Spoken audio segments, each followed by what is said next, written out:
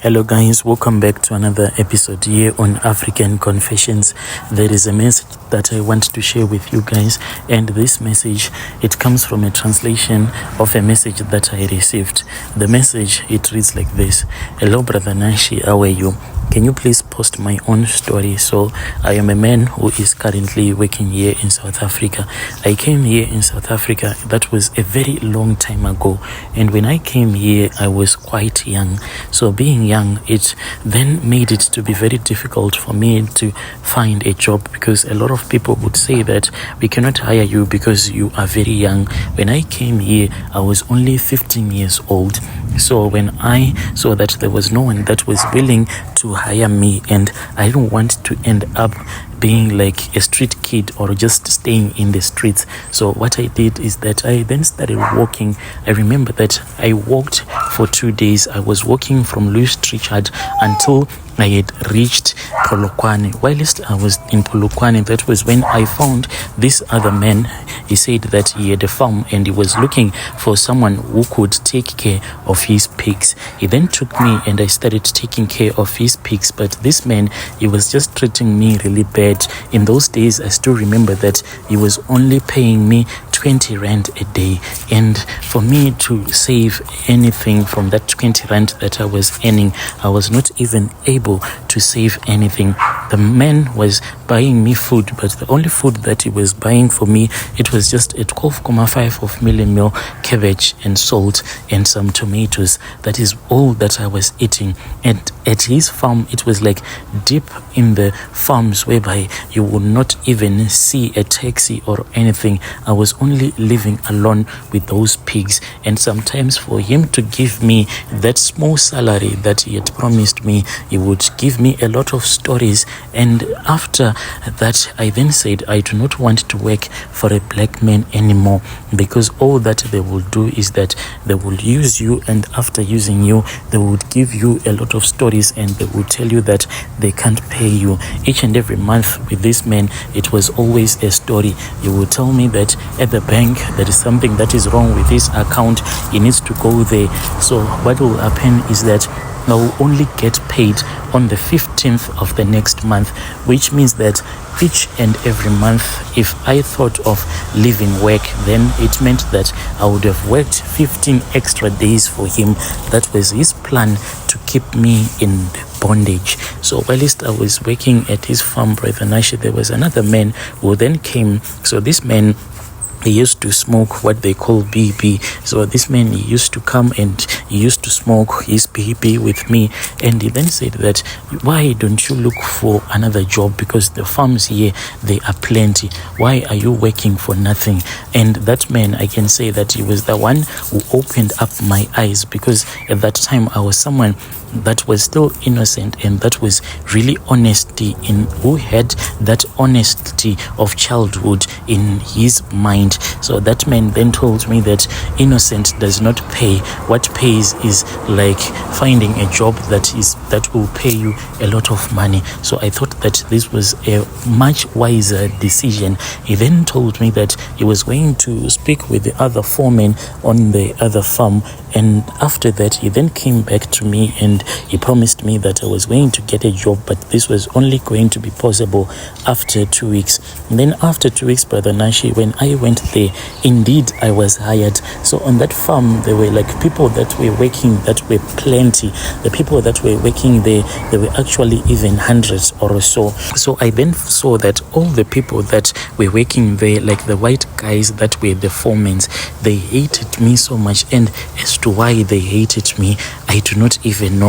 But I think that the reason why they might have hated me so much, it was because there was one day there was another white guy who was also a foreman. So I used to go around with him. He would be in the tractor whilst I'll be at the back of the tractor just controlling the just controlling the other machinery. So I then told him that it was already 5 o'clock and we needed to return back to the shed, because as for me, I was not paid any overtime. He was paid overtime. Even if he wanted to work until 7 p.m. or 8 p.m., he was also given overtime. But as for us black guys, we were never given any overtime at all. So when I told him that it was 5 o'clock, he then got out of that tractor and he wanted to beat me. So I picked up a stone. When I picked up that stone, he then called our boss, who came rushing to the fields, and then they started insulting me a lot. So from that day onwards, everyone was just hating me, and the reason why they hated me so much, I didn't even know. So what we used to do is that we would go to these white garment churches. There was another woman who was staying there by the farms. This woman, she was also a prophet. So when I started attending at her church, that woman then told me that in our family there was someone who was doing the rituals, and this person was back home in Zim. So the way that they were doing these rituals, they were going to the graves of my dad, because my father passed away when I was still very little. So I was told that what they were doing is that they were sending the spirit of my father, so that my father's spirit can walk in front of me.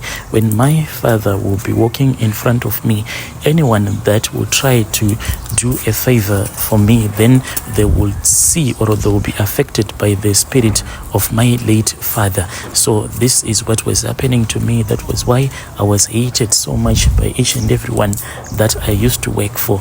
Even that black guy that I used to work for as a man who was keeping his pigs, that is why he didn't pay me in time. It was because of the spirit of my late father that was being sent to me by my own relatives. When I was told this story, I started crying, because that prophet, she even described one of my uncles, the way that he even looked, and his name. She told me everything. I cried so much, and I was like, so God, why have you chosen for me to suffer like this? Because that lady was even saying that the topologies that they have, they are quite plentiful, and for me even to get married, it was going to be a very difficult journey for me, because some of these topologies, they were coming to me and they would force me to sleep with them. So it was going to be difficult for me even to have a child. Brother Nashi, with all of these things that I was told, I tried to use some of that holy water. But in your life, you can pray and you can pray, then you can reach a point whereby you just say that this thing, it is not working at all. It is far much better for me to fight fire with fire. But I didn't know now where to go to, because the money that I was earning still, it was not quite a lot for me to quickly return back to Zim. And another problem was that as someone who was an orphan, even if I wanted to return back to Zim, where would I go to? Because those uncles of mine, the ones who took care of me when my father passed away, they were the ones again now that were using those rituals and my father's spirit against me. That man who was like my friend, he then took me to a traditional healer who was a Sotho speaking traditional healer. Then that man asked me what I wanted in life, and I said, I want revenge. He then said, you have to choose what you want to fight for you. So in front of me, he then placed a rat, and he placed a snake and a chicken. He said, amongst these three things, you have to choose what you want. And at that time, he didn't tell me that these creatures that he had placed in front of me, they were going to turn out to be topologies.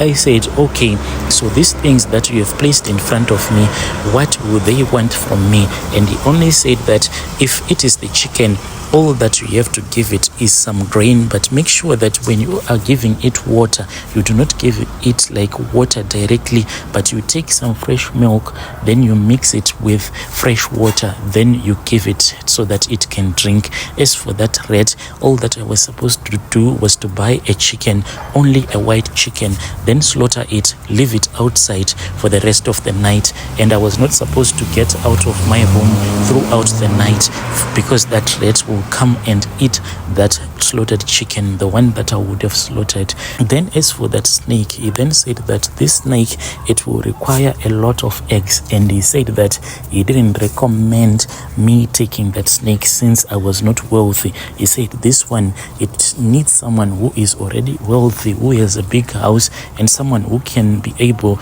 to buy a lot of eggs in the meantime. And this thing that I was doing, Brother Nash, it was not about the money, it was all about revenge. He said that these spirits of his, they are all about revenge. They don't give you anything, but they are like soldiers that can fight all of your battles. So he recommended to me that I should take the red.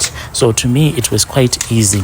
At the end of the month, I will buy like 2 chickens and slaughter them and throw them outside. Then slowly, Brother Nash, I started to experience some dreams that I could not understand. That rat, I will see it in my dreams, and when I would see it in my dreams, it will be feeding on my semen, because I was someone who was already addicted to this thing of masturbating. So in my dreams, I would then see that rat. It will be waiting for me to finish up pleasing myself, then it will start licking up my semen. This thing happened for many months, until I saw that after like I would have pleased myself, there will be actually blood that will be coming out of my private parts. Like maybe I would have done it so rough, but I was never rough when I would be doing this. So I ignored all of those dreams and I kept on with the rituals. Then my uncle, he died, and when he died, I actually had a dream. He was just walking in the forest. When he was walking in the forest looking for firewood, then that rat, the one that I was feeding, it then changed itself and it became a black mamba. Then it hit him on the neck, and my uncle, he then passed away.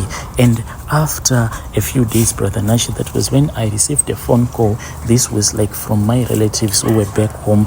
They told me that I was supposed to rush back home because my uncle, he had passed away. I said, what happened to him? And they told me that my uncle, he had gone out into the mountains. He was looking for firewood, but they said that they didn't understand as to why he had gone out to look for firewood, because there was actually a lot of firewood at his place at that time. The local chief, he had made some plans, and there was a chairman who had came with those home light machines, and they had cut down some firewood for the villagers. So everyone had gotten his fair share of the firewood, but I think that the spirit just led my uncle to go into the mountain, and whilst he was in the mountain, there was a black mamba that was in one of the trees where he was standing underneath just cutting some firewood. That black mamba then ended up striking him so hard on the neck, and by the time that people found him, he was already dead for a couple of hours. My brother, from there on, I then returned back to that traditional healer, because in that location where he was staying, there was a woman that I was now dating there. So I then told him everything that had happened. He then said, so it means that all of your enemies have fallen down. It is time for you to return back my creature. And I had to pay him. So I worked for 3 months whilst I was paying him back. After I had paid him back, my life returned back to normal. But recently, what has been happening, Brother Nash, is that after this man had passed away, so what happened after this man had passed away, I then saw that rat, and this rat, Brother Nash, it is white in color. And when I saw it running across the path that I was walking on, I then knew that it was back, because in the farms you can never see a white rat.